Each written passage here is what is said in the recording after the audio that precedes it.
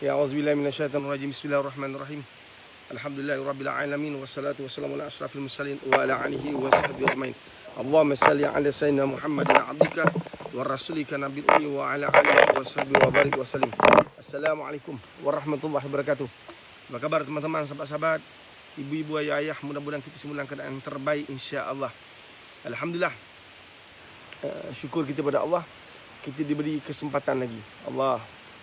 Kita diberi kesempatan lagi untuk terus beribadah pada Allah SWT. Kita masih ada peluang, so jangan sesekali mempersia-siakan peluang yang Allah anugerahkan kepada kita. Allahumma salli ala sayyidina Muhammad wa ala ali sayyidina Muhammad. Jangan sesekali kita mempersia-siakan setiap apa yang Allah bagi pada kita. Ini peluang yang besar yang tak harus kita perkecilkan. Kita boleh buat apa saja yang kita nak buat setiap hari, tapi keutamaan kita beribadah pada Allah jangan ditinggalkan. Niatkan perjalanan hidup kita pada hari ini kerana Allah Subhanahu Wa Taala. Mudah-mudahan setiap apa yang kita buat ni dapat reda Allah, dapat keberkatan Allah. Allahumma salli ala sayyidina Muhammad wa ala sayyidina Muhammad. Bagi anda yang anak yang berada kat sekolah, Form 5, Form 6, sentiasa ingatkan dia nak pergi sekolah tu. Ingatkan dia. Ingatkan dia apa? Kita banyak ingatkan dia nak pergi SPM tahun ni. Saya dimaklumkan tahun depan dengan SPM kan. Kita ingatkan dia pergi sekolah baik-baik, belajar betul-betul. Tapi tak ramai orang nasihatkan anak tentang akhirat mereka. Saya difahamkan 1 bulan 7 sekolah akan mula beroperasi kembali. Jadi ambillah kesempatan bila anak pergi sekolah. Sebab bila anak kat rumah, kita depan mata kita nampak dia setiap masa PKP yang lalu. Tapi sekarang anak pergi sekolah. Bila anak pergi sekolah, so cabaran dia banyak kat luar. Cabaran dia banyak kat luar. Kalau kat dalam rumah dia main handphone, tu cabaran kita nampak jelas. Dia duduk dalam bilik, dia main handphone ni. Tapi kat luar tu dia boleh aplikasikan apa yang dia dapat melalui handphone tadi tu dalam kehidupan kat luar.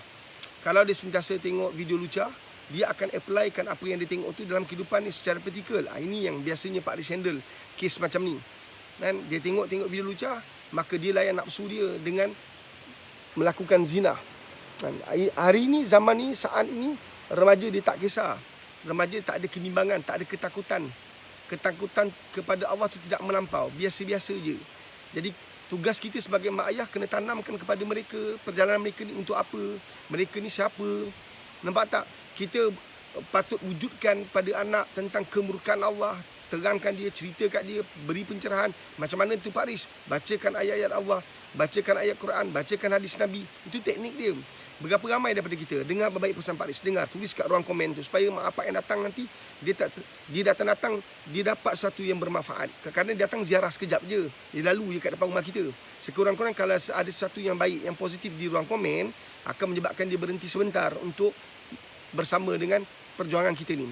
Ada banyak mak bapak dia suka nasihat anak. Sekarang dengar pesan Pak Riz, dengar betul. Siapa nak pesan ni?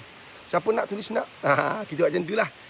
Seronok macam tu. Siapa nak apa formula ni? Ni formula besar ni. Ramai orang ambil mudah. Formula ni sangat besar. Pak Riz yakini bahawa sebagian besar kita tak buat. Sebagian besar kita tak buat. Ramai mak bapak pandai cakap, ramai mak bapak hebat berbicara. Ramai mak bapak suka salahkan orang. Tapi ilmu yang Pak Riz nak kongsi ni ramai tak ada. Ramai orang tak buat. Siapa nak kongsikan, Pak Riz kongsikan formula ni. Pak Riz sharing formula ni. Sambil-sambil tu anda share live ini. Mudah-mudahan ada ramai orang dapat manfaat. Tajuk kita hari ni pasal dadah, tapi tak semestinya kita akan bercerita pasal dadah aja. Kita akan cerita semua benda macam biasa. Tapi kita akan bawa masuk kisah dadah pada hari ini.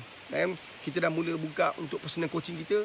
Kes dadah dah banyak dah queue dah nak masuk. Tapi kita dah bagi tahu awal-awal kita beri keutamaan kepada yang daftar dulu. So kita boleh buat hanya sebulan satu kes. Kalau kes tu terlalu berat, kita terpaksa uruskan remaja tu dengan masa yang lebih. Kita terpaksa fokus lebih pada dia. Bukan mudah tu dadah ni sebab ada ketagihan. So siapa nak tulis nak, kita kongsikan. Subhanallah, sambil-sambil tu anda kongsilah. Pak Riz nak kongsikan cerita ni, tips ni, formula ni. Ni mahal ni formula ni. Kan? Banyak orang kata, ada orang kata bila tim customer service Pak Riz contact, kami nak pergi, saya nak pergi tapi saya tak ada duit. Jangan risau kalau tak dapat pergi seminar Pak Riz 898. Sebab seminar tu berharga RM50. Tetapi kalau anda tak ada duit nak pergi, lah kita faham dengan situasi PKP, dengan situasi COVID, pasca COVID ni, ada ramai orang terjejas ekonominya, terjejas pendapatannya. Anda masih boleh hadir dalam live Pak Riz setiap pagi. Nampak tak? Ramai tak nak ni. Kalau ramai nak, kita bagi tips ni. InsyaAllah. Kita tunggu lagi nak. Alah, tulis NAK 3 huruf je. Bukan berat pun. Kan? Itu nak beri komitmen sebenarnya. Nak beri komitmen pada diri kita. Ramai orang, nanti kita kongsi. Hari ni kita kongsi benda sangat best untuk anda manfaatkan. Dan dalam hidup kita nak manfaatkan banyak peluang yang Allah bagi. Kan? Jadi peluang-peluang tu kadang-kadang kita persisirkan macam tu je. Ruginya ya Allah. Kan? Jadi sedangkan kita ada tanggungjawab besar. Kita ada anak-anak yang perlu kita didik, tarbiyah, bangunkan akidah dia. Halangan, cabaran paling besar hari ni ialah nak bangunkan anak bukan senang tau. Anda ada anak yang belasan tahun dengan anak yang 20-an, tak mudah. Tak seperti mana Pak Riz kongsi ni dalam setiap hari, tak semudah tu. Mendidik, mentarbiah jiwa anak-anak bukan mudah. Dia adalah satu cabaran yang paling dahsyat. So share video ni, share live ni, sebab ramai orang hadapi masalah kan? Tapi dia tak sedar ada kehadiran video macam ni. So anda share. Satu cara ni anda boleh share kat grup. Bila anda share pada grup, ada ramai orang kat grup tu. Nampak tak? Kalau anda juga boleh share pada individu, kawan-kawan anda, teman-teman anda. Tapi untuk membolehkan anda dapat keuntungan, bila anda labur kat dunia, anda dapat akhirat, anda share kat grup. Bila anda share kat grup, ada ribu orang kat grup tu, ada ratus ribu orang kat grup tu. Ada kadang-kadang ada grup juta. Biasanya kat Malaysia ratus ribu, puluh ribu. So bila kita ada grup masih banyak tu, bila kita share satu video ni kan, dia membuka ruang kepada ramai orang untuk sedar ada video seperti ini. Apa yang kita nak kongsi hari ini adalah sesuatu yang sangat penting, sangat mahal sebenarnya. Kan? Ramai mak bapak tergaba-gaba. Walaupun dia ada mata, dia boleh nampak, tapi dia tergaba-gaba nak cari formula, nak cari teknik, nak cari tips bagaimana nak selamatkan anak dia. Kan? Ada satu kes anak dia terlibat dengan dadah. Kan? Dan dibicarakan, dibawa akta 39B, gantung sampai mati. So dia merayu, tolong saya, tolonglah, bantu macam mana saya nak bantu anak saya, macam mana saya nak lepaskan anak saya. Subhanallah, bukan senang, nampak tak? Anak nak sampai ke level tu ke? Anak nak sampai ke tahap macam tu ke? Nampak tak? Anak dah ada kes yang menanti, dah ada hukuman yang menanti, malah boleh dijatuhkan hukuman gantung sampai mati. Anak tu kes macam tu ke? Nampak tak? Anak nak hilang anak ke? Dipenjarakan. Kan? Ada satu kes Pak Riz handle, kes anak dia sedang tunggu bicara. Ini semua kes dadah, sedang tunggu bicara. Kan? Kadang-kadang anak remaja ni, dia tak faham bahawa perbuatan dia boleh mengundang musibah yang sangat besar. Kan? Macam tu juga kita kat dunia ni, ramai orang ambil mudah dengan apa yang dia buat, sedangkan perbuatan dia boleh mengundang musibah yang sangat besar di akhirat. Kan? Kita selalu pandang anak-anak remaja, perbuatan dia ni salah ni, besok Allah kena tangkap habislah. Kita nampak orang, kita tak nampak kita, bahawa perbuatan kita ni sebenarnya akan merosakkan kita ke akhirat. Sedang akan menyebabkan kita susah betul ke akhirat. Dan perbuatan-perbuatan kita mungkin tak merompak pasar raya, kita mungkin tak pecah rumah orang masuk, tapi kita mengumpat, kita mengutuk orang, kita menghina orang, kita mencaci. Benda paling senang buat, tapi dosanya sangat besar. Nampak tak? Kita sedang melakukan banyak perkara-perkara macam tu dalam kehidupan harian kita. Dan kita bimbang, kita benar-benar susah di akhirat. Allahumma salli ala Muhammad wa ala Muhammad. Kita akan bincang benda ni. Tapi nak ni. Kan? Kita okey, Pak Riz kongsi. Kan? Allahumma salli ala Muhammad wa ala Muhammad. Yang nak ni alhamdulillah, mudah-mudahan Allah pandang anda, Allah beri anda, kan? Allah rezekikan anda dengan sebuah kehidupan yang bahagia. Allah rezekikan anda dengan jalan keluar daripada 1001 kesulitan yang anda sedang hadapi, insya-Allah. Allahumma salli ala Muhammad wa ala Muhammad. Mudah-mudahan komitmen anda tulis NAK tu kan, membuka ruang untuk anda dipandang oleh Allah SWT. Anda ada komitmen nak dapat sesuatu yang baik kan. Pasti nak kongsi kan? Kita nasihat tak anak kita? Bila anak kita buat masalah, kita nasihat tak? Siapa nasihat tu? Siapa nasihat? Mak kan? Siapa nasihat? Ayah. Tulis kat ruang komen nanti Kalau anda faham, anda tulis kat ruang komen, supaya ramai mak ayah yang hadapi masalah anak-anak ni, dia faham kan proses mendidik. Banyak mak, khususnya mak, dalam dia nasihat dia bebel. Macam mana kita nak alang diri kita bebel? Macam mana kita nak alang diri kita tak tersalah nasihat, tak tersalah petik kata-kata yang boleh menyebabkan bukan anak tu sedar. Anak tu makin meroyan, anak tu lagi bengang kat mak dia, anak tu lagi benci kat mak bapak dia, anak tu lagi menyampah ti mak. Nasihat yang menyebabkan orang rasa marah. Nasihat tu menyebabkan orang rasa terasa hati. Nasihat tu menyebabkan anak tu rasa macam geram. Nampak tak? Memang kita kena nasihat kena buat. Tapi siapa nasihat? Kita yang nasihat. Kau sampai bila nak macam ni? Kau main macam ni kan? Dah tidur. Ni dah pukul apa ni? Dah pukul apa? Dah pukul 2 malam kau tengok TV lagi. Nak jadi apa kau ni? Kau nak jadi apa? Solat kau malas, baca Quran kau tak buat, tengok TV kau nak jadi apa ni sebenarnya? Kita nasihat, betul? Faham kan? Kita nasihat. Okey. Pak Riz nak ambil satu pendekatan supaya kita faham dalam kita nasihat tu ada roh dia. Kalau kita nasihat tu ada keberkatan daripada bicara yang kita lafazkan. Kan? Dengar baik-baik pesan Pak Riz. Bila kita nasihat anak kita, itu datang pada kita. Kita ni banyak kotor, kita ni banyak rosak. Bila kita kata guru saya, guru Pak Riz, bila kita nasihat orang, perkara paling penting kita kena buat ialah kita kena buat dulu. Perkara paling penting kita kena buat ialah kita buat dulu. Solatlah, kita dah solat. Bacalah Quran, kau tengok TV je baca Quran, kita dah baca Quran. Nampak tak? Ni mak tengok ni kau main handphone ni, tapi kita pun main handphone sama. Nampak tak? Baru-baru ni Pak Riz pergi minumlah kat kedai. Kat satu kedai dengan isteri Pak Riz. Kami duduk makan. Lepas tu isteri Pak Riz kata, tengok tu, main handphone. Dia ada 3 orang je. Suami, anak yang masih kecil dan juga isteri. Anak dia dipegang oleh suami dia. Duduk kat meja, kan? Tak selang berapa saat, masing-masing keluarkan senjata paling mahal, senjata paling empuk, senjata paling nikmat. Apa dia? Handphone. Masing-masing keluar handphone, kan? Dan dia main handphone, suami main handphone, isteri main handphone, anak tu terkebil-kebil. Anak tu masih kecil, terkebil-kebil tengok tak dalam keadaan tak faham lah. Tapi dia dibiarkan. Nampak tak? Di ruang di mana kita boleh tarbiyah anak kita, boleh bergurau dengan dia, main dengan dia, kita usik-usik dia, kita borak dengan dia walaupun dia tak faham, peluang tu kamu sia-siakan. Main banyak handphone. Nampak? Tu ruginya. Satu, bila anak besar, kata-kata kita dengar ni, kata-kata kita tak jadi mahal pada dia. Sebab masa dia kecil, kita kurang bercakap dengan dia, kita kurang beri nasihat pada dia, kita kurang bicara dengan dia, kita kurang berkomunikasi dengan dia. Faham ke faham ni? Step yang pertama ni, faham ke faham? Jelas ke jelas? Satu, nasihat-nasihat kita kurang berkesan pada anak-anak. Sebab masa dia kecil, sebelum dia buat apa-apa salah, kita telah terjemahkan kesalahan kita dalam mendidik anak. Kita kurang bercakap dengan dia, kita banyak bercakap dengan handphone. Kita kurang berbicara dengan dia, tapi kita banyak bicara dengan handphone. Handphone tu satu makhluk yang tak boleh selamatkan kita di akhirat nanti. Malah dia mungkin menjadi satu musibah di akhirat. Dia menjadi asbab kita tengok video-video lucah. Dia menjadi asbab sebagai satu platform untuk kita berbicara tentang hal orang. Dia menjadi asbab kita gunakan dia sebagai platform untuk kita mengutuk, menghina, mencaci, mendabu domba kisah-kisah hidup orang.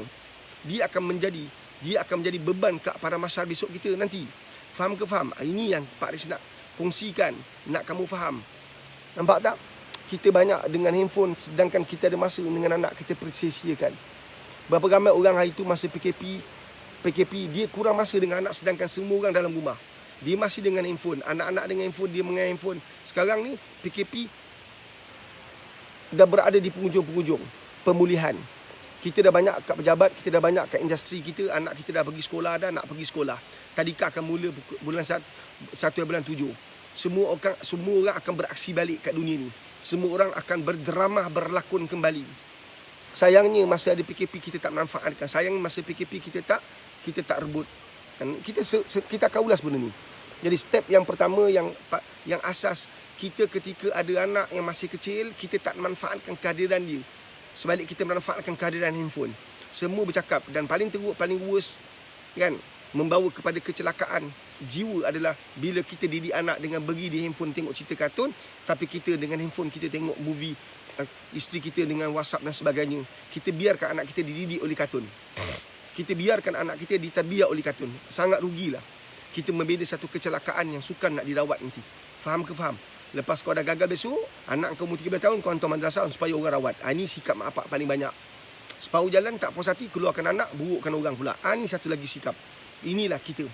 Setiap masa merosakkan keluarga kita tanpa kita perasan.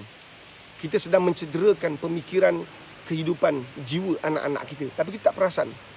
Nampak tak? Sebab kita banyak bicara dengan makhluk, bukan bicara dengan Allah. Kita banyak bicara dengan makhluk, tapi tidak bicara dengan Allah. Kita peruntukkan banyak masa bicara dengan makhluk, tidak banyak masa kita bicara dengan Allah. Cuba tengok solat kita, sekejap habis. Cepat habis.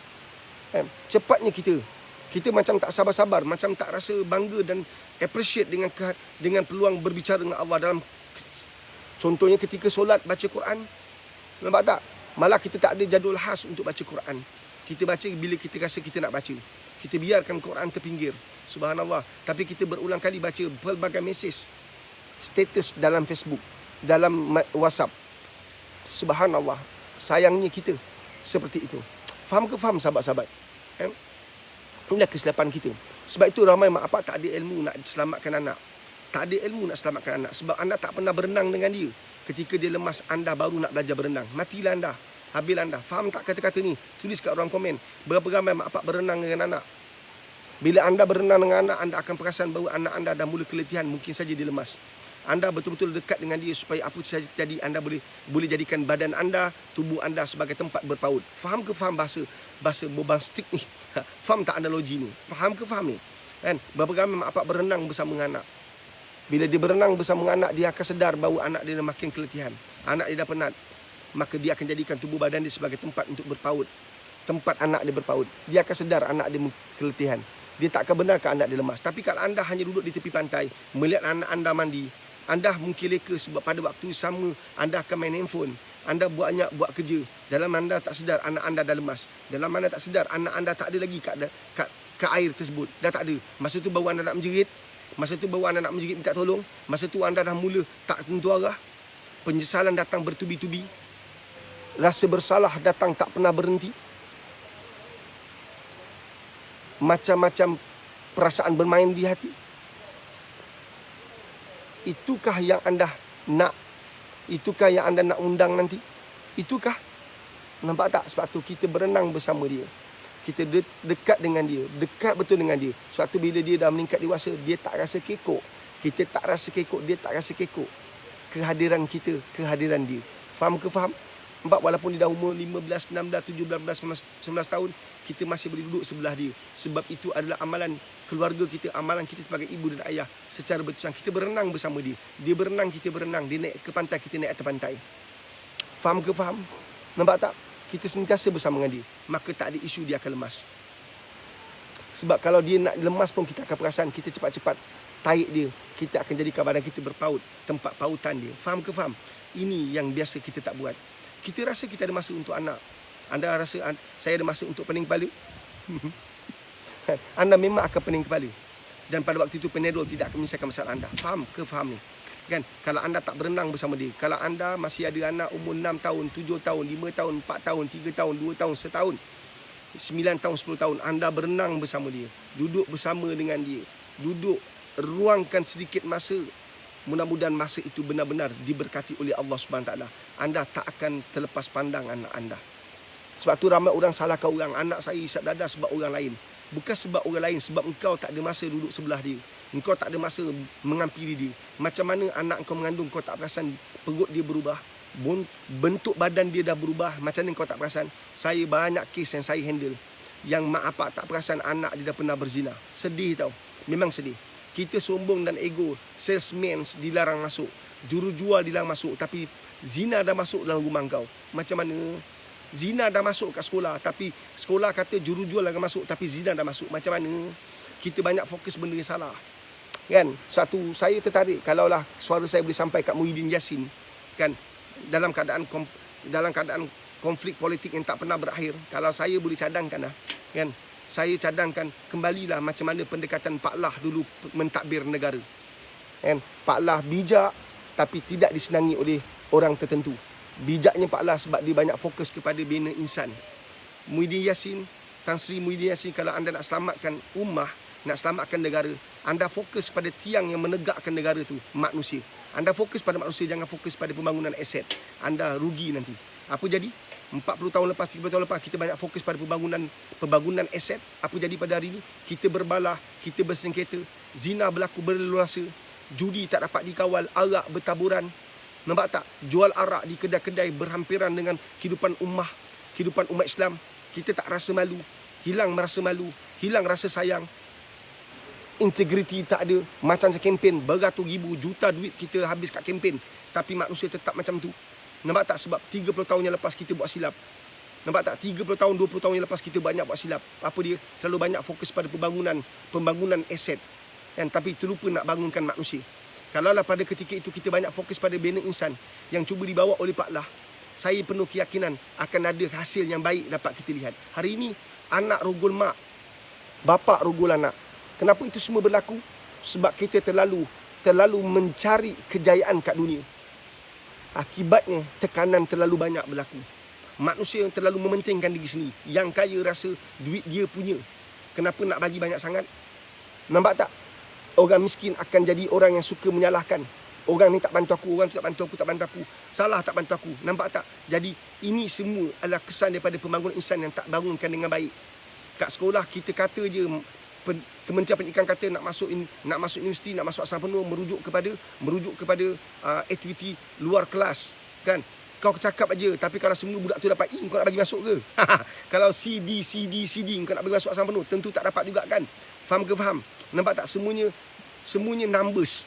Semuanya berkaitan dengan numbers. Nampak tak? Kita terlalu banyak mengejar numbers. Itulah kehidupan kita pada hari ini. Faham tak? Sebab tu kita tengok kat SBP pun banyak yang tak ada kualiti, kan? Saya dah ceramah banyak dah, tak usah cerita lah. Dalam ruang ni banyak orang tak setuju. Anda tak setuju sebab anda ada nafsu. Anda ada kepercayaan yang salah. Saya sendiri buat program berbelas tahun, bukan 2-3 tahun, berbelas-belas tahun. Kita nampak perubahan manusia tu, evolusi pemikiran manusia kita nampak. Adab dia dengan guru kita nampak. Kita datang, adab dia dengan penceramah kita nampak. Tahun 1996 saya mulakan ceramah saya. Kalau hari ni 2006, 10 tahun selepas tu, kita nampak 10 tahun je manusia dah nampak beza dia. 10 tahun je. Kan? Kita kat atas pentas budak boleh bu. Sesuatu yang tak pernah berlaku masa kita sekolah dulu. Nampak tak? Kan? Budak boleh ejek, boleh ugut. Pernah kena ugut, kan? Nak bantai, nak belasah. Kita buat camp 3,000 budak boleh ugut. Betul tak? Kan? Sebab dia tidak diajar tentang menghormati orang. Mana mak bapak? Berapa ramai mak bapak ajar anak tentang menghormati orang? Bas sini modul ni aku nak tengok. Tak, kau cakap je. Yang kau cakap tu atas engkau. Inilah nombor 2 yang paling besar saya nak kongsi. Yang kamu cakap ni atas apa yang kamu rasa, apa yang kamu fikir. Inilah kesilapan besar mak bapak. Mendidik anak dengan apa yang dia rasa. Sebenarnya silap, tuan-tuan. Kan? Mendidik anak, bila kamu cakap tu, kamu cakap apa yang Allah kata. Itu yang paling best. Kamu kata pada anak apa yang Nabi sabda. Itu paling power. Kamu cakap pada anak apa yang Allah firmankan dalam Quran. Anda nasihat anak anda seperti mana apa yang Nabi sabdakan. Yang Nabi kongsi kepada para sahabat. Itu kongsi. Itu cukup tu. Nak detail-detail tu nanti. Cukup. Kan? Tak share pun. Kan? Share lah. Berapa ramai orang tunjuk pandai. Saya ada 100 lebih pelajar. Saya jumpa mak bapak banyak pandai. Banyak yang pandai. Betul. Banyak yang pandai. Anak pun solat tak kerti. Anak solat pun tak nak. Mengaji pun malas. Kan? Tapi kita jumpa mak bapak banyak pandai. Hari ni orang suka cakap. Tapi dia tak ambil ayat Quran untuk dia bagi tahu pada anak dia. Berbicaralah seperti apa yang telah Allah firmankan dalam Quran. Ambil petikan ayat Quran. Bacakan depan anak. Sebab ayat Quran takkan tipu. Tapi engkau banyak tipu. Solatlah. Asal tak solat. Tapi engkau sendiri pun tak solat. Engkau pun belum solat. Engkau tengok drama lagi, kan? Engkau tengok drama sebab drama tu habis pukul 8. Engkau tengok sampai habis. Nampak tak? Engkau tengok drama sampai habis. Kau suruh anak kau solat. Nampak tak? Solatlah. Asal tak solat. Anak nak jawab. Takut kau ajar. Kan? Dalam bilik dia bebil. Alah, suruh orang solat, dia pun tak solat. Alah. Nampak tak? Tapi kalau kamu ambil ayat-ayat Quran ketika kamu nasihat anak, subhanallah. Sebab ayat Quran tidak ada menipu. Ayat Quran datang daripada Allah SWT. Bila kamu bercakap nasihat anak-anak atas apa yang Nabi sabda, hadis Nabi, percayalah. Apa dia? Nabi bercakap atas wahyu. Itu Allah yang sampaikan melalui Jibril AS. Subhanallah, itu hebat. Ada soalan? Faham ke faham? Kita tangguhkan, kita pergi bersoalan, insya-Allah. Pak Riz, soalan daripada Asia. Okey. Pak Riz, saya nak tanya Pak Riz, macam mana pula kalau suami isteri jual dadah dan mencari rezeki dari segi itu? Macam mana tu Pak Riz, sebelum ada anak sampai dah besar anak, dia hidup dengan mencari rezeki dari segi jual dadah Pak Aris. Patut sebagai kawan untuk tegur. Itu ta'muruna bil ma'ruf wa tanhauna 'anil munkar kuntum khaira ummah. Syaratnya kalau kau nak jadi yang terbaik di sisi Allah, bukan di sisi kawan kau semata-mata, di sisi Allah. Kan, maka kau wajib tegur. Wajib. Dia bukan makruh. Dia bukan harus, dia wajib tegur sebab kawan buat maksiat. Sebab kawan adalah harapan kepada kawan. Satu ada peribahasa Melayu kata harapkan pagar makan padi. Nampak tak? Kawan tu adalah watak penting untuk diselamatkan. Selemah-lemah iman, doakan dia, minta Allah bagi hidayah. Kalau mampu, tegur dia dengan bicara, tegur dia dengan tanganmu. Pergi, nasihat dia. Kehidupan dia pasti akan celaka kalau dia tak bertobat pada Allah SWT. Kemaksiatan yang jelas, lagi terang, sudah bersuluh. Macam mana dia besarkan keluarga dia, anak-anak dia dengan rezeki yang haram? Sedangkan rezeki kita bercampur dengan haram pun jadi rosak. Apakah lagi rezeki yang sepatutnya haram? Saya, alhamdulillah Pak Riz, walaupun saya kerja kedai arak, tapi alhamdulillah anak saya masuk universiti. Ya betul, anak kau masuk universiti. Kau kena jangan lupa Nabi pesan. Dalam kehidupan ni, ujian Allah tu kadang-kadang pada kejayaan. Itu dipanggil istiraj.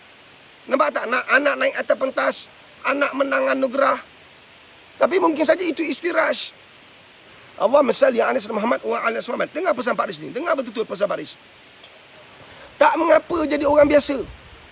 Tak mengapa jadi orang biasa. Bapak nelayan, bapak noreh getah, bapak kerja buruh. Tak apa jadi orang biasa. Saya ni kerani je Pak Riz. Apa ada masalah? Ada masalah kan kau kerani? Tak jadi masalah. Tak mengapa jadi orang biasa di dunia. Atau di sisi manusia. Tak ada masalah. Saya tak ada Tun Pak Riz. Saya tak ada Tan Sri. Saya tak Datuk. Kau jangan jadi bodoh menghabiskan duit ratus ribu nak beli Datuk. Bodoh.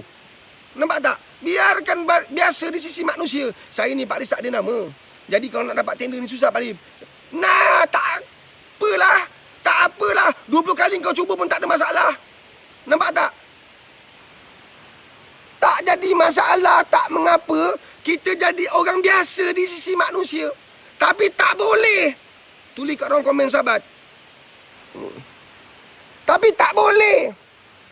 Tak mengapa jadi orang biasa di sisi manusia. Tak apa. Tak apa. Kita orang biasa-biasa tak apa. Bagus. Tetapi tak boleh. Tak boleh. Tak boleh. Menjadi yang biasa-biasa di sisi Allah. Tak apa jadi biasa di sisi manusia. Tapi tak boleh jadi biasa-biasa di sisi Allah. Nampak maksiat kena perang. Takut apa? Takut kena tangkap. Kau tak takut azab Allah? Pak Riz jangan lantar sangat kena tangkap. Paling tinggi kena tangkap kan. Tapi azab Allah macam mana? Boleh sanggup ke nak masuk neraka? Sanggup ke kena bakar? Sanggup ke cair dalam neraka? Kita kena berani cakap. Satu bila Pak Riz kata merasa tutup, Pak Riz cakaplah. Benda yang betul kena cakap. Kan?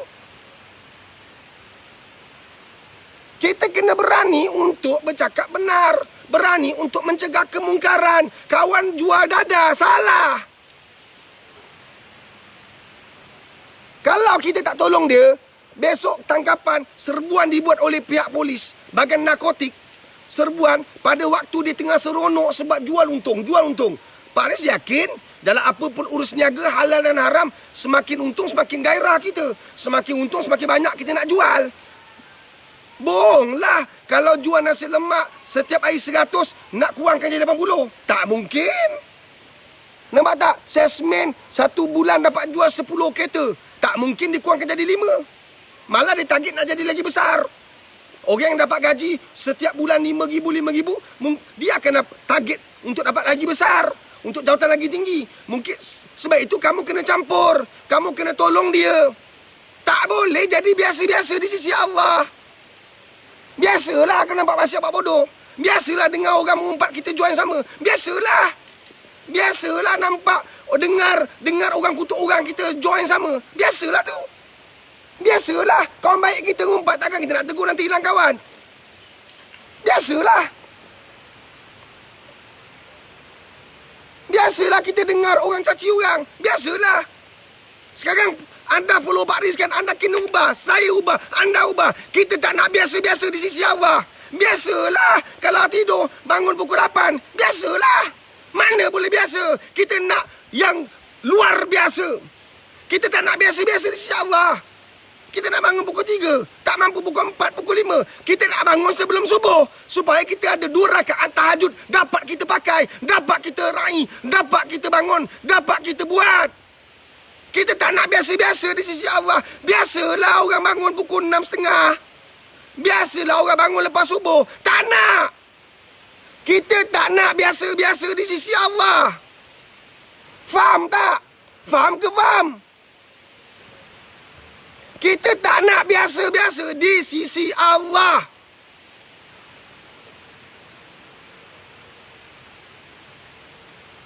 Masuk aja waktu 2. Kita solat 2.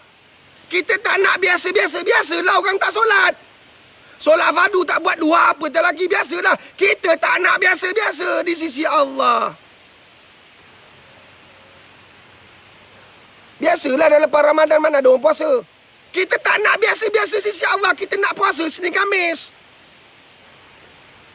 Kita tak nak biasa-biasa sebab biasa-biasa tu banyak. Kita nak luar biasa.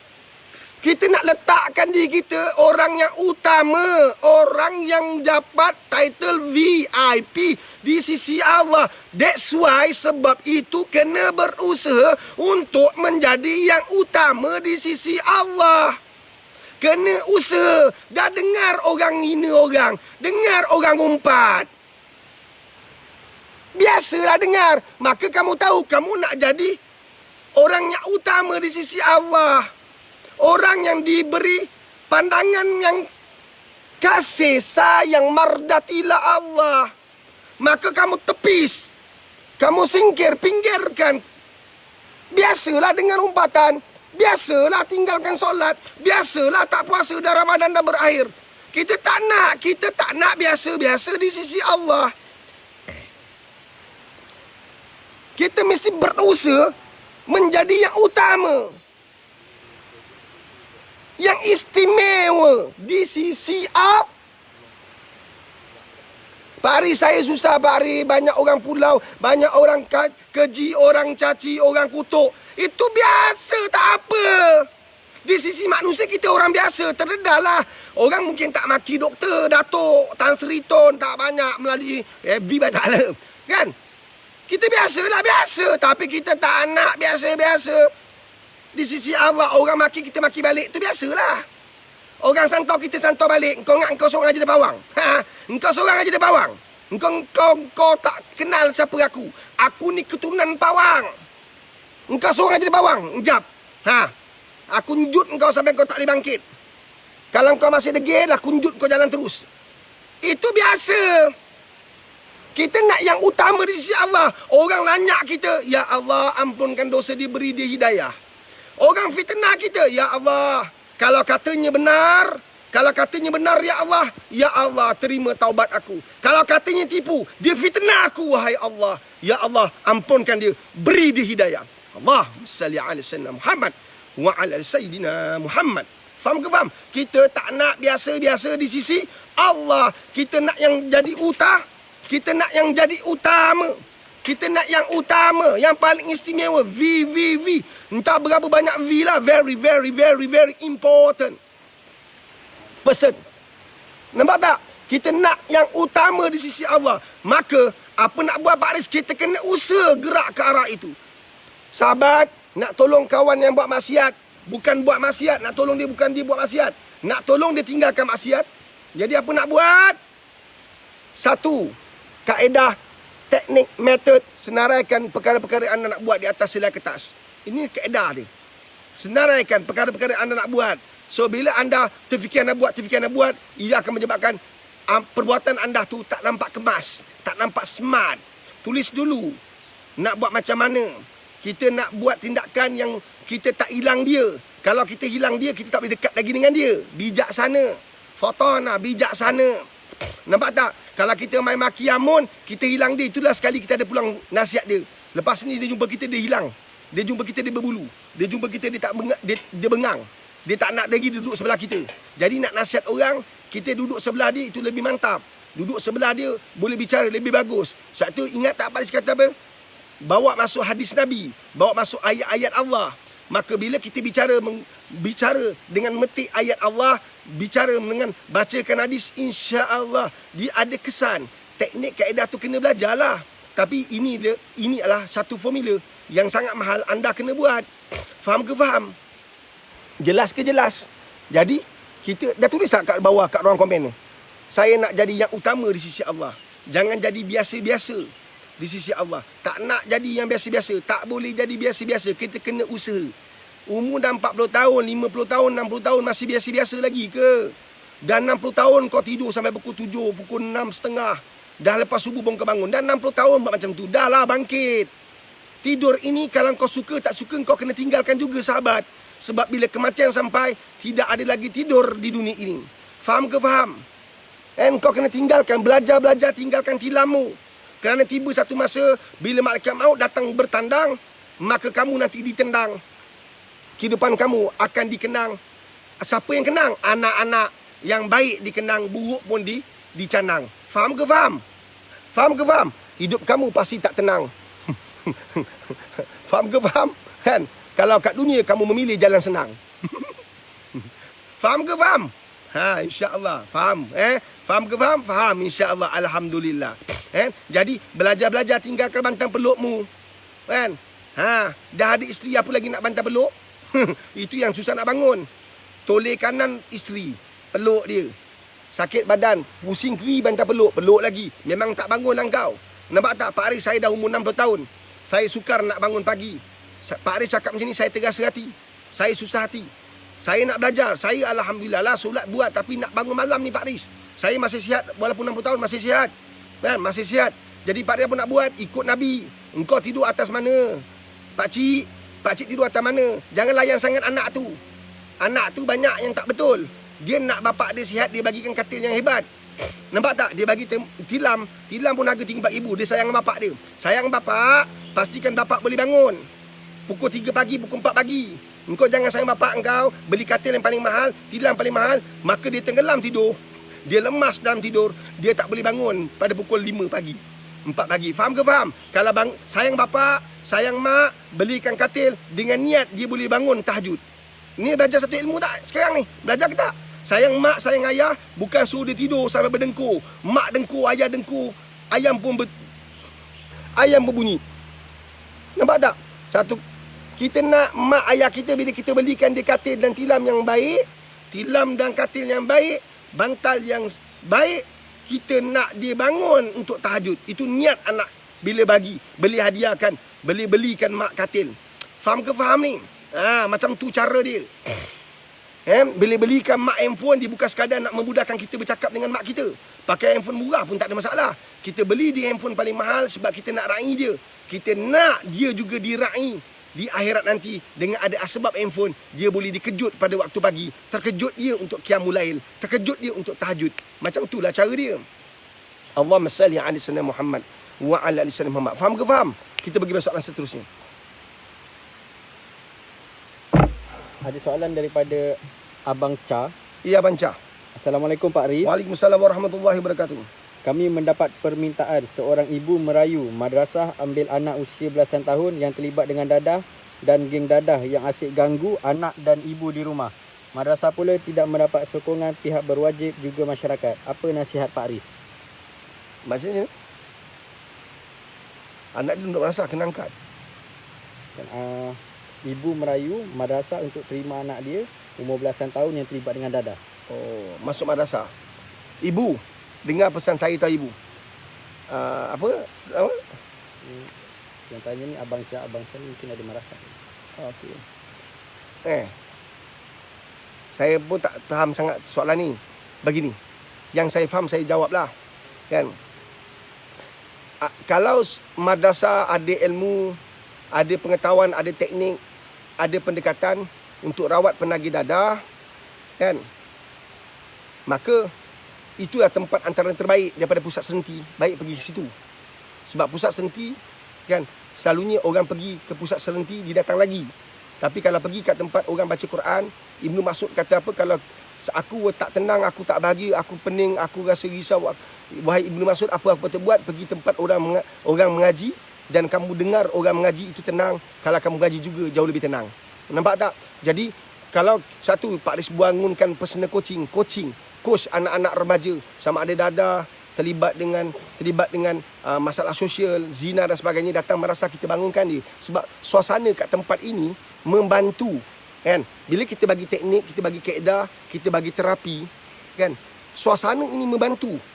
Bila terapi dihantar di tempat yang tenang, maka orang terima dengan senang. Boleh faham tak? Kalau kamu bercakap di tempat yang sunyi, suara kamu terus sampai kepada orang yang mendengarnya. Cuba kamu bercakap di tempat di mana orang sesak, banyak bercakap juga di pasar, bising. Kita nak cakap kena kuat suara kita. Kita gunakan teknik yang lain, terpaksa pula WhatsApp depan mata. Baca. Nampak tak? Kan? Tapi suasana yang tenang akan menyebabkan orang senang dapat maklumat kita. Faham ke faham?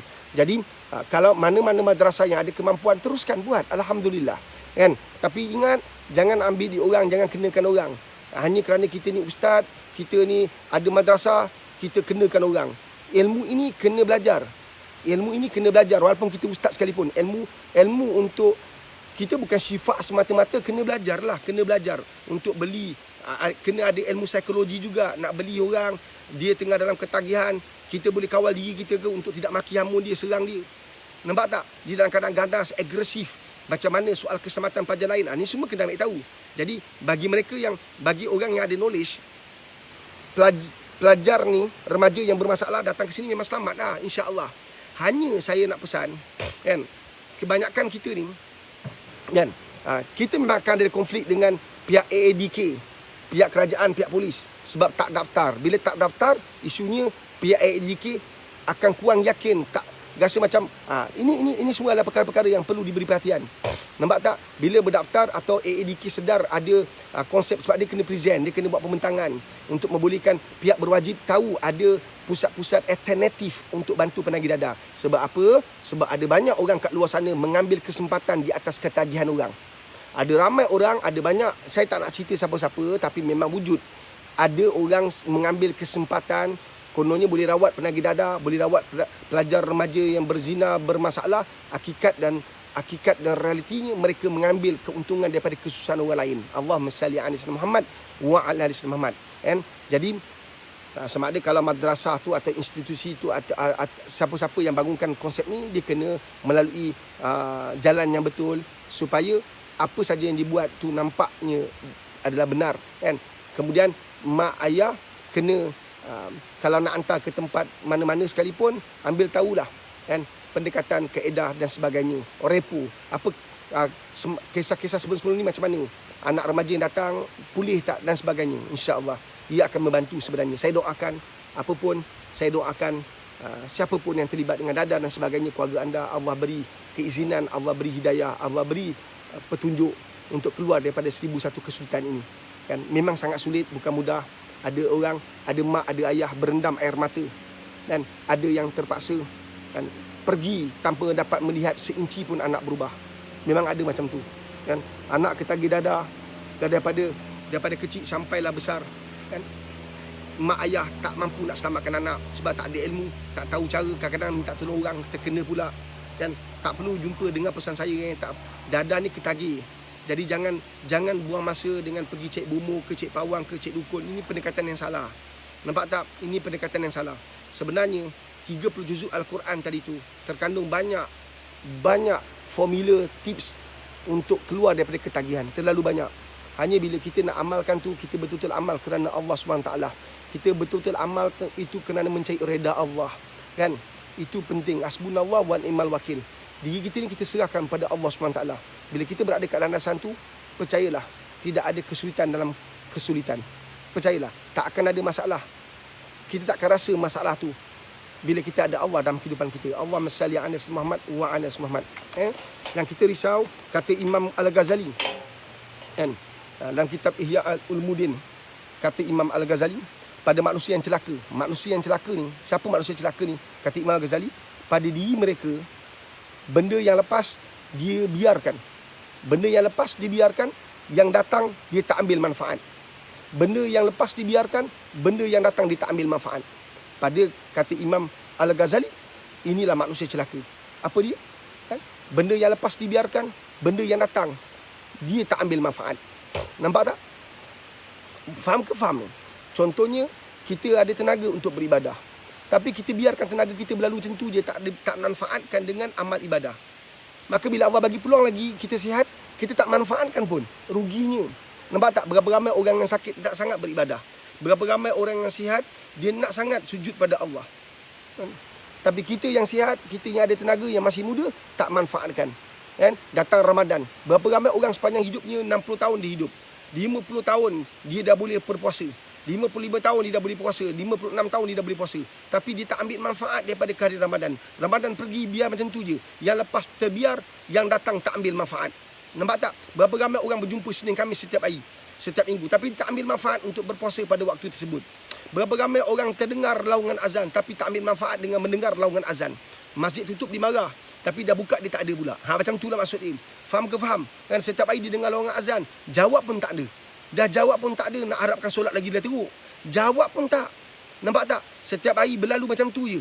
Macam tu je. Dan apa yang boleh harap dengan apa yang dia akan jumpa pada depan, dia tak akan ambil manfaat. Allahumma salli ala Muhammad wa ala Muhammad. Kan? Jadi kita risau macam tu. Kan? Sebab itulah, tolonglah. Kan? Kalau anda ada peluang untuk dakwah orang, macam kes kawan dia jual dadah, kamu ada peluang untuk dakwah. Dakwah. Gunakan banyak pendekatan. Kamu jadikan dia kawan. Kamu jadi, dia memang kawan rapat kamu. Kalau itu yang kamu ada sekarang, rugi kalau kamu tak manfaatkan peluang untuk dakwah dia. Dia dalam keadaan dia sedang dalam keadaan yang seronok. Bila dia dapat pendapatan lagi besar, kita risau ketika serbuan ADK, polis dan sebagainya. Dia di saat itu dia ada bekalan yang sangat banyak, dan akhirnya penghujung dia lah tali gantung. Kita tak nak macam tu. Kita tak nak kawan kita penghujung tali gantung. Jadi kita kena usaha. Buat solat tahajud, sahabat. Saya tak detailkan tadi. Buat solat tahajud. Bukan saya isap dadah, bukan saya yang ambil dadah. Kenapa pula saya buat tahajud? Sebab engkau punya nasihat tadi tu, nak nasihat yang diberkati oleh Allah. Nasihat datang daripada orang yang Allah pandang. Nasihat datang daripada orang yang Allah muliakan. Nampak tak kan saya kata tadi? Kita tak nak biasa-biasa. Tak boleh jadi biasa-biasa sisi Allah. Jadi orang yang nasihat orang adalah orang yang jaga tahajud. Dia adalah orang yang mempunyai keutamaan di sisi Allah. Maka doa juga, doa yang diberi keutamaan oleh Allah Subhanahu Wa Taala. Doa orang yang menjaga tahajud tu jangan mahal. Doa orang yang menjaga tahajud tu doanya sangat mustajab. Faham ke faham ni? Sebab itulah kita kena jaga tahajud kita. Bangun pagi-pagi jaga tahajud. InsyaAllah. Bila kamu jaga tahajud, bila kamu bangun pagi-pagi bersujud pada Allah, dan diambang subuh, 10 minit, 15 minit sebelum subuh, kamu habiskan masa dengan berzikir, istighfar, Astaghfirullahalazim, Astaghfirullahalazim. Nasihat-nasihat anda kepada orang lain, subhanallah, menggambarkan anda ini Allah sedang memberi keutamaan. Nampak tak? Allahumma salli ala Muhammad wa ala Muhammad.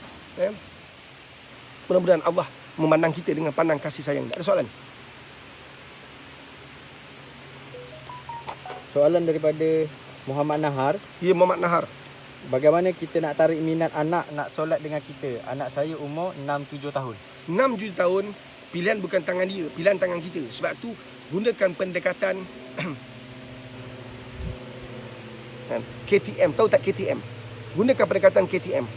KTM tu apa? Kereta api tanah Melayu. Budak sekarang tak tahu KTM. Kadang-kadang keras, kadang-kadang tegas, kadang-kadang marah.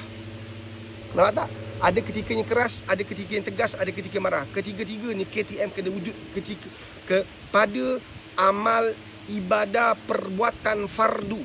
Perbuatan yang dituntut oleh Allah. Ada orang digotan anak dia sebab dapat merah.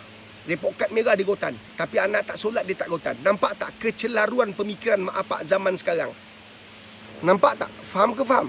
Kalau orang duduk kat madrasah, anak duduk madrasah, dia banyak tanya berapa juzuk. Dia patut tanya dulu anak punya solat macam mana, anak punya bacaan dalam solat macam mana, anak faham tak tentang rukun solat tu, rukun qauli, rukun fi'li, dia kenal tak, dia faham tak? Contohnya, anak-anak hari ini adalah anak-anak yang menghidangkan cabaran untuk kita, yang membuka ruang kepada kita dekat dengan Allah Subhanahu Wa Taala. So, keutamaan kita ialah menghidupkan solat dalam hidup dia.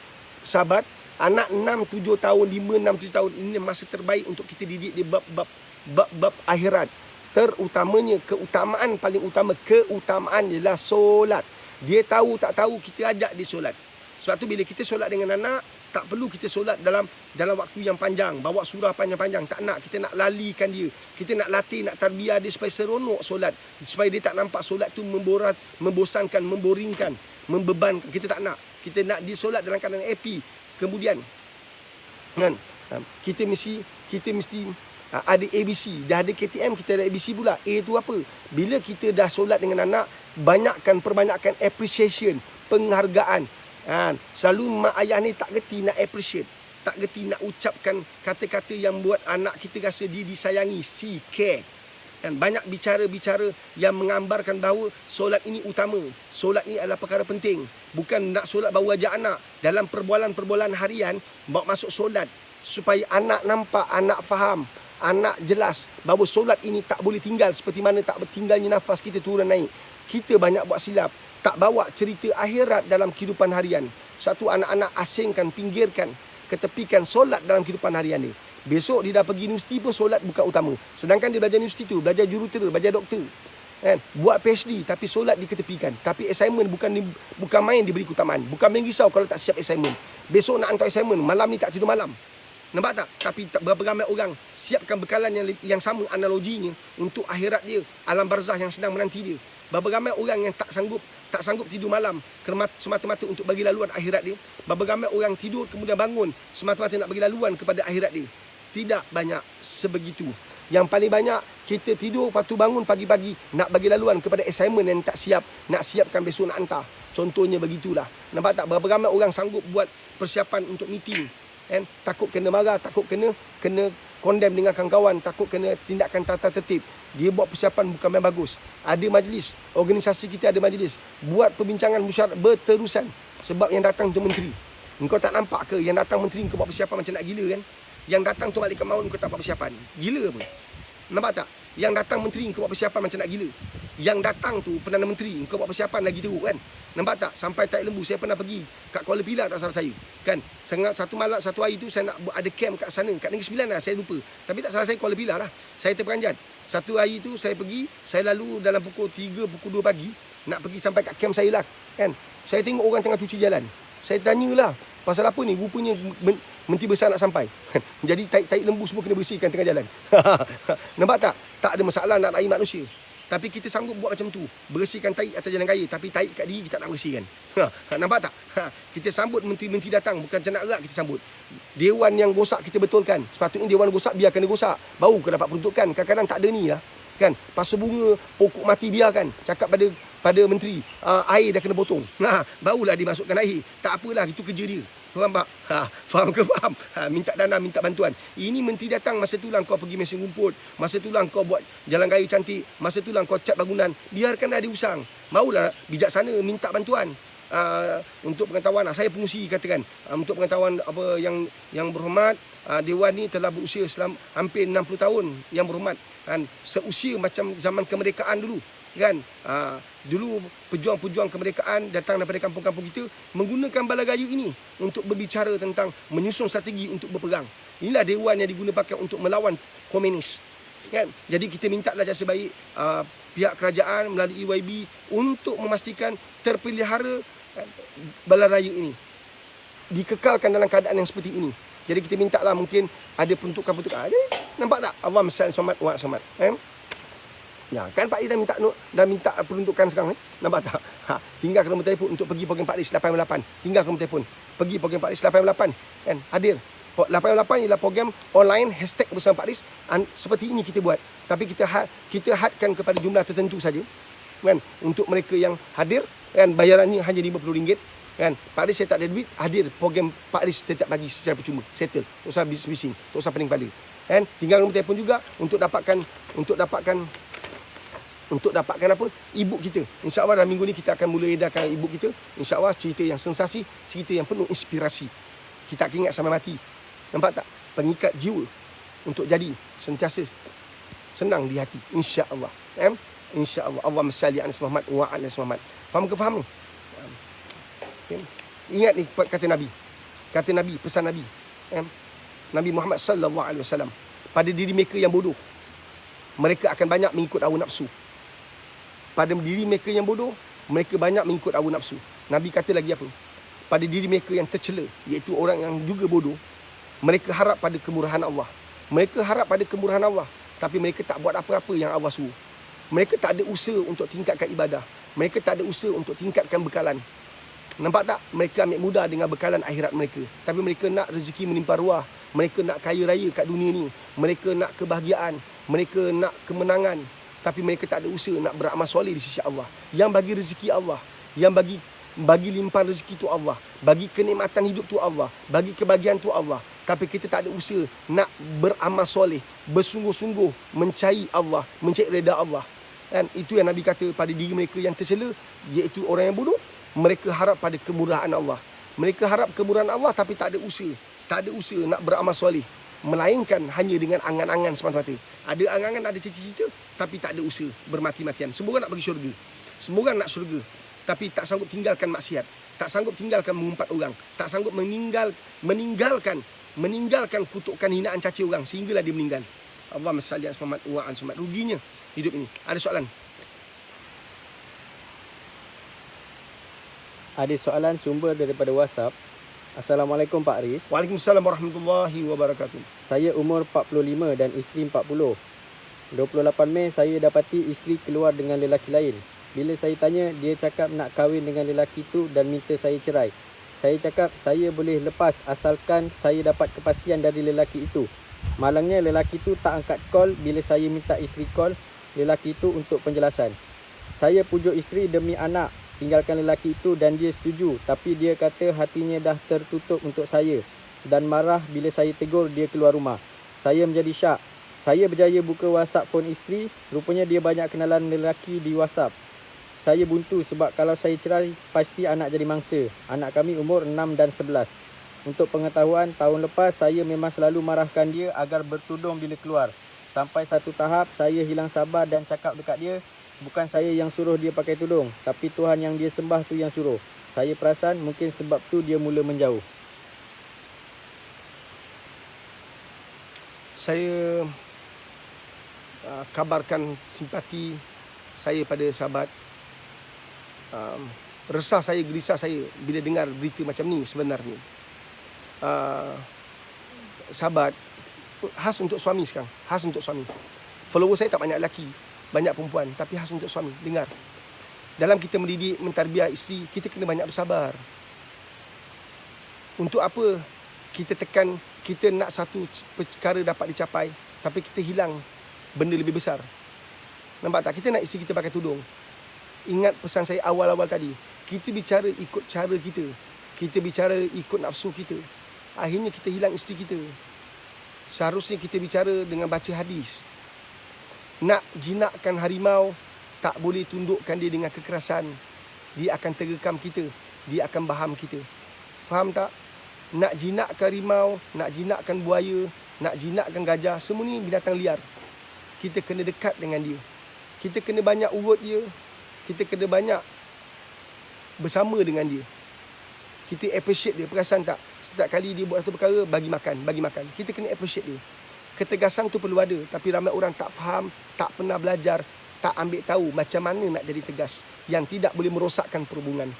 Sahabat, nasihat saya yang saya tunaikan, saya lafazkan, saya ungkapkan sekarang ni, dia tak sesuai untuk anda. Tapi sesuai untuk banyak sahabat-sahabat kita yang belum berada di situasi, di lokasi, di zon seperti anda lalui. Nampak tak? Untuk mereka dulu ni. Ingat, dalam kita mendidik anak, isteri kita, jangan ada unsur paksaan. Kita boleh tarik kuda ke lopak air, tapi kita tak boleh paksa kuda minum air. Sebab itu sahabat bergelar suami, dengar baik-baik. Kita ada ego, kita ada kesombongan. Kita nak isteri kita, semua anak-anak kita patuh ikut peraturan yang kita tetapkan. Saya tanya engkau orang semua, wahai suami, engkau nak isteri engkau patuh peraturan, engkau nak anak-anak engkau patuh peraturan, tapi sudahkah kau patuh peraturan Allah Subhanahu Wa Taala menjadi suami dan juga ayah yang terbaik pada sisi mereka?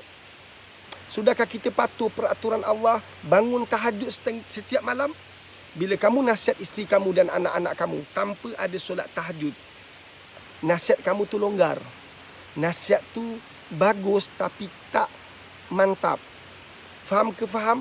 Seperti kita pening kepala, ambil Panadol tapi tak cukup gram dia. Tak cukup dos dia.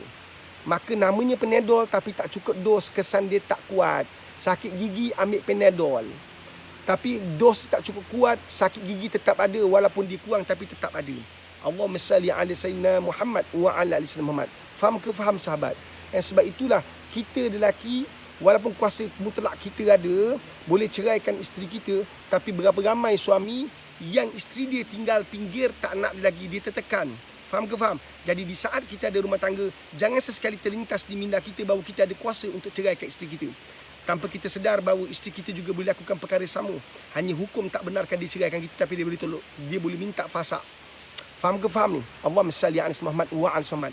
Ramai lelaki, satu saya kata mungkin salah pada pandangan orang, tapi saya pegang. Kita di pihak kerajaan perlu buat kajian lebih tuntas, lebih mantap berkaitan rapat dengan isu khusus perkahwinan supaya boleh diguna pakai sepanjang hayat. Nampak tak? Kita mesti panggil, meja mulat mesti diwujudkan, panggil orang-orang pakar yang turun padang, yang terlibat dengan masalah sosial, yang terlibat dengan membantu ramai orang untuk kita ambil pendapat mereka untuk menzahirkan khusus kahwin. Bab hukum hakam tak usah cerita, itu memang termaktub. Kita bukan cerita pasal hukum hakam. Hukum hakam itu ialah perkara yang tak boleh tidak mesti dihantar, mesti disebarkan kepada mereka yang hadir. Tetapi isu rumah tangga, bab psikologinya bagaimana? Kita tak nak orang yang pakar psikologi, tapi dia tak ada klien, dia tak ada orang yang merawat dia. Dia pakar PhD, dia belajar tinggi, tapi dia tak pernah implementasi ilmu dia. Kadang-kadang ilmu tu Mak Saleh yang buat. Kadang-kadang ada berapa ramai orang yang mempunyai kepakaran tidak merujuk kepada psikologis yang dicipta oleh orang Yahudi. Mereka bangunkan kaedah mereka sendiri, berteraskan Al-Quran dengan Sunnah. Berapa ramai? Bawa masuk orang macam tu supaya anda faham. Nampak tak? Kan? Bahawa ilmu ini luas terbentang. Jangan disempitkan hanya melalui satu saluran universiti. Anda tak cukup bijak. Mudah-mudahan kerajaan yang ada, dia bijak berfikir. Seperti mana sahabat kita hari ini lalui kesukaran. Pertama yang saya boleh tolong bagi nama isteri anda kepada kami untuk kami buat solat hajat. Kita buat solat hajat sama-sama sahabat. Kita minta petunjuk pada Allah SWT apa sebenarnya sedang berlaku. Tahu tak, di saat isteri anda patuh dan taat, anda tak ada ilmu untuk buat kasih sayang tu makin kuat, maka anda bila hilang, anda benar-benar menyesal. Percayalah. Ingat pesan saya ni, wahai semua suami. Di luar sana ada banyak malaun, ada banyak puaka, ada banyak manusia kurang ajar, ada banyak binatang kat luar sana. Perkataan saya kasar kan? Sebab saya nak kau ingat. Kalau saya cakap lembut kau tak ingat. Kat luar sana ada banyak malaun, ada banyak orang celaka, ada banyak orang musibat. Nampak tak? Ada banyak orang yang hina. Isteri kita bila bergaduh dengan kita, mereka yang malaun-malaun yang tunggu-tunggu peluang untuk dekat dan berlagak berlakon untuk menjadi baik, dan akhirnya disentap ke harmonian rumah tangga kita. Itu berlaku sebab yang cakap ni Pak Riz handle banyak kes. Bukan aku sombong, aku cakap sebab itulah aku buat live ni. Apa yang berlaku pada sahabat kita ni bukan perkara yang baru berlaku. Dia telah berlaku berkurun lama. Faham ke faham? Ni bukan gurau. Kita biasa dengar suami yang khianat. Kita tak dengar banyak kes juga. Wanita bila dikhianati kepercayaan dia oleh suami, dia balas dendam, dia bangkit. Ini kadang-kadang dia dah terlajak, dia tak boleh nak patah balik. Dia kadang-kadang kena peralusi. Dia kadang-kadang dia terpaksa mengorbankan kasih sayang dia pada suami dia, kan? Kerana dia rasa sangat bersalah. Mungkin berlaku macam tu sahabat. Dia rasa sangat bersalah telah khianati suami dia. Dia mungkin, bukan kisah awak, saya bagi contoh. Dia mungkin telah tidur dengan beberapa lelaki. Dia rasa sangat bersalah. Bagi dia, suami dia terlalu baik. Dan dia tak sepatutnya ada lelaki macam ni dalam hidup dia. Dia telah buat silap. Dia tak boleh. Kan? Dia telah khianati suami dia. Maka biarlah dia korbankan diri dia. Seakan-akan dia benci suami dia. Seakan-akan dia tawar hati. Hakikatnya, dia sedang korbankan cinta dia ke atas seorang lelaki yang sangat mulia akhlaknya. Kena faham tu. Ada rezeki kamu datanglah sahabat. Kita berjumpa. InsyaAllah. Ada rezeki. Kita bicara bab rumah tangga anda ni. Kan? Tak boleh nak ulah-ulah banyak-banyak kat sini. Kan? Masa kita sangat terhad. Tapi inilah hakikatnya. Boleh faham tak? Ingat, ada banyak malaun kat luar sana. Kan? Yang mereka bebas daripada undang-undang. Kadang-kadang mereka berpakaian orang besar-besar. Ni semua banyak malaun ni. Kadang-kadang mereka bertopeng. Kan? Bertopeng dengan kejayaan.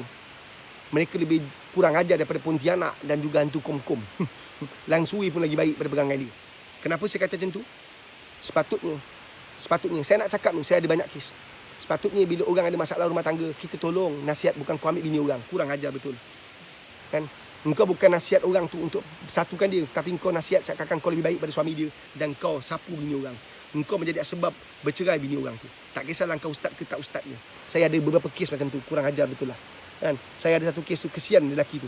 Kan? Kesian sebab isteri dia percaya pada lelaki ni sebab lelaki ni ustaz. Dia percaya lelaki ni ustaz. Ustaz cakap mesti betul kan? Ustaz cakap mesti betul. Maka dia percaya. Akhirnya bercerai suami isteri. Sebab isteri dia ni dalam keadaan tertekan dengan suami dia, luahkan perasaan pada ustaz ni. Ustaz ni kebetulan bujang. Dia luahkan perasaan pada ustaz ni. Dia luahkan ustaz ni sepatutnya bertanggungjawab. Best integrity ni aku rasa bukan saja polis kena pakai, ustaz pun kena pakai. Aku rasa ustaz pun kena pakai. Tok imam kena pakai. Kalau anda nak dengar banyak cerita, datang jumpa saya, kita cerita. Ini pengalaman saya, bukan gurau. Kan? Saya bukan gurau. Kan? Saya bertanggungjawab dengan apa yang saya kata. Ya. Kan? Kalau saya tipu orang, saya tak bertahan macam ni lama. Faham ke faham? Kan? Dia bercerita pada ustaz ni dengan harapan kemungkinan. Kan bila perempuan luahkan perasaan, bukan dia suka kat engkau. Dia luahkan supaya engkau boleh bantu dia, sebab engkau tak tahu ustaz. Akhirnya apa engkau buat? Engkau sapu bini orang. Engkau tanamkan kebencian pada suami orang tu. Engkau tanamkan dia buruk macam kau bagus pula. Habis lingkup rumah tangga orang, lingkup jahanam. Ini berlaku dalam kehidupan hari ini. Nampak tak? Saya takut itu berlaku pada isteri anda, sahabat. Kan? Dia cuba cari ketenangan dan dia salah mentafsir ketenangan yang dia cari. Dia salah transform ketenangan yang dia nak. Dia salah terjemahkan ketenangan yang dia nak cari. Terlepas daripada mulut naga, termasuk ke mulut malaun. Kan? Peribahasa baru. Jangan marah saya. Perkataan ini saya keluarkan untuk menggambarkan betapa dahsyatnya perkara ini berlaku dalam kehidupan kita. Kan? Ingat tak video viral saya, COVID datang mungkin saja sebab musibah itu sebab kita. Datang daripada tangan-tangan kotor kita. Datang kerana kaki-kaki kita yang kotor. Mulut kita yang berbau busuk, macam busuk mulut kita bercakap. Maka awal datang COVID. Sayang sekali bila KKM mengatakan alhamdulillah kita nampak yang terbaik, orang dah mula lupa tentang itu. Masjid kosong balik, kan? Kes-kes penderaan selepas era pasca COVID kita dengar, kan? Kes rogol berlaku balik, betul? Kan? Kes rogol berlaku balik, bapak rogol anak. Nampak tak? Ini berlaku balik. Kenapa? Manusia mudah lupa. Kan? Surah Yasin ayat 65. Buka tahu. Surah Yasin ayat 65. Surah Yasin ayat 65. Tak baik kita baca surah Yasin. Kan? Surah Yasin ayat 65, Allah kata apa? Di pada mahsyar nanti. Di pada mahsyar nanti. Nanti. Di pada mahsyar. Enjoy lah, happy lah. Buat apa pun kerosakan kau nak buat. Di pada mahsyar nanti, manusia bila di hadapan Allah, mulutnya tertutup, dikunci rapat-rapat. Mulutnya tidak boleh bicara. Mulutnya tiada suara. Tangan-tangannya akan berkata-kata. Kakinya menjadi saksi. Seluruh anggota badannya menjadi saksi melainkan mulut. Tangan akan berkata apa? Ya Allah, aku jadi saksi. Tangan yang kau rawat, yang kau letak krim, kan? Yang kau hias cantik-cantik, yang perempuan bagi warna-warni, engkau potong kuku dengan penuh keindahan kasih sayang, dia akan dakwa di mahkamah Allah nanti. Anggota badan kau dakwa engkau. Belum orang lagi Belum cerita orang yang Allah akan lelong nanti. Siapa nak tuntut daripada dia? Belum. Anggota badan kau dakwa. Wahai Allah, tangan kata, aku jadi saksi. Orang ini tidak mengerjakan apa yang kau buat, apa yang kau suruh. Wahai Allah, aku jadi saksi. Orang ini tak ambil manfaat daripada apa yang kau bagi. Habis. Ya Allah, aku jadi saksi. 50 tahun aku jadi saksi. Yang orang ini, wahai Allah, tidak ambil iktibar, tak ambil manfaat daripada apa yang kau anugerah pada dia. Allah, habis. Kau nak cakap apa lagi? Tangan kau dakwa. Nak cakap apa lagi? Kaki kau cakap, ya Allah, aku tidak pernah jejak ke masjid. Habis. Ya Allah, aku tak pernah pijak tanah haram. Aku tak pernah sampai kota Mekah, Madinah. Walaupun pemilik aku ini, walaupun orang ini, ya Allah, kaya raya. Dia boleh bawa, tapi dia tak bawa aku. Ya Allah, habis. Dia akan dakwa kita. Allahumma salli ala sayyidina Muhammad wa ala Muhammad. Faham ke faham? Nampak tak? Jelas ke jelas ni? Sebab itu berhati-hati tuan-tuan perempuan. Berhati-hati bukan saja dengan orang, berhati-hati dengan kehidupan kita. Jadi suami-suami, jaga tahajud. Anda akan mampu pimpin isteri anda, insya-Allah. Jaga tahajud, insya-Allah kata anda tenang orang dengar, senang orang amalkan, insya-Allah. Memang kita semua nak sebuah keluarga yang bahagia, keluarga yang menghidupkan agama, tetapi dalam membina, Allah kata dalam Quran tu kena ambil tahu. Nak didik anak bab solat yang fardu tu pun kena sabar. Allah kata dalam Quran, Allah kata sabar. Kan? Allah kata sabar. Allah tak kata tergajang je, dia tak nak buat tergajang, sepak lagi. Tak, sabar. Dalam mendidik isteri kita untuk menghidupkan agama kena sabar. Tak boleh kelang kabut. Kan? Kena banyak sabar. Setiap apa yang kamu nak, insya-Allah kamu dapat. Tapi kena sabar, perlahan. Kan? Takdir anda ada pada Allah. Jadi sabarlah. Anda nak yang baik-baik, tak ada yang baik-baik. Jadi jangan paksa. Dia datang sendiri, insya-Allah. Seperti mana kita tak boleh paksa jodoh kita. Dia datang sendiri. Mana boleh? Kan? Ada orang cinta 10 tahun, tapi bukan itu jodoh dia. Ada orang cinta baru semalam jumpa. Tu jodoh dia rupanya. Allahumma salli ala Muhammad wa ala Muhammad. Tapi kau jangan jadi pula bini orang jodoh kau. Kurang ajar tu. Faham ke faham? Allahumma salli ala Muhammad wa ala Muhammad. Jadi tolonglah ambil manfaat daripada apa yang Allah bagi. Buat yang terbaik dalam hidup kita. Okey, insya-Allah tuan-puan. So jangan lupa tinggalkan nombor telefon. Tinggalkan nombor telefon anda kan untuk bersama Pak Riz dalam program 888 #bersama Pak Riz, insya-Allah. Dengan bayar RM50 saja, dan anda boleh juga dapatkan e-book Pak Riz kan, wanita besi, cerita-cerita inspirasi kan, supaya anda ada jati diri, insya-Allah. Allahumma salli ala Muhammad wa ala Muhammad, insya-Allah. Dan anda juga boleh berhubung dengan kita untuk sumbangkan dana kan, dana madrasah Tahfiz Al-Quran Rabiah atau Adawiyah, insya-Allah. Okey, terima kasih semua. Jaga baik. Seronok bersama anda hari ini.